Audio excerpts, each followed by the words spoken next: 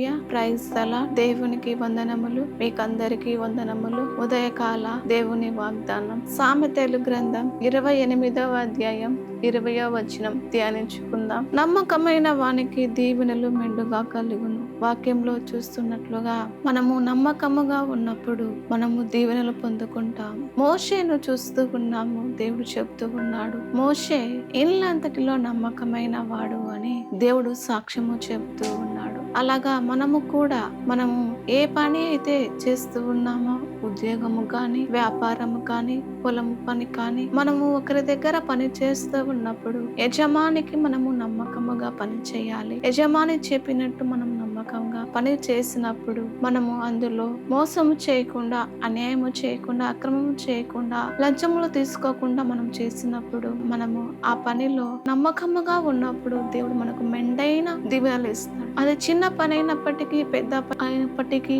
కొంచెమే జీతం అయినప్పటికీ మనము మన నమ్మకాన్ని బట్టి దేవుడు మెండుగా దీవెనలు కుమ్మరిస్తాడు. కాబట్టి మనము అన్యాయము, అక్రమము ఏమీ లేకుండా మనము త్వరగా పైకి రావాలని ఆలోచన పెట్టుకోకుండా, ఎదుటి వారు వాళ్ళు పైకి త్వరగా వెళ్ళారు, వాళ్ళు బాగున్నారని మనం ఎదుటి వారితో పోటీ పెట్టుకోకుండా మనము దేవుడు చూస్తూ ఉన్నాడని యజమానికి మనము నమ్మకంగా ఉన్నప్పుడు దేవుడు చూసి మన పనిని ఆశీర్వదించి గొప్ప చేసి దీవెనలతో నింపుతాడు. కాబట్టి మనము దీవెనలు పొందుకోవాలంటే మనలో ఓర్పు ఉండాలి, మనలో సహనము ఉండాలి, చేసే పని మీద శ్రద్ధ ఉండాలి, దృష్టి ఉండాలి. అలాగా ఉన్నప్పుడు మనము చేయగలుగుతాం. మోషే నమ్మకమైన వాడు, దేవుడి సాక్ష్యము చెప్పాడు. అయితే మోషే ఫరో దగ్గరికి వెళ్ళమన్నప్పుడు ఎన్నిసార్లైనా వెళ్ళగలిగాడు. శ్రమ అయినప్పటికీ ఓర్పుతో సహనంతో వెళ్ళాడు. దేవుడు చెప్పిన మాట విన్నాడు, ఆశీర్వాదాలు పొందుకున్నాడు. కాబట్టి మనము దేవునికి నమ్మకముగా, మనం చేసే పనికి నమ్మకముగా ఉన్నప్పుడు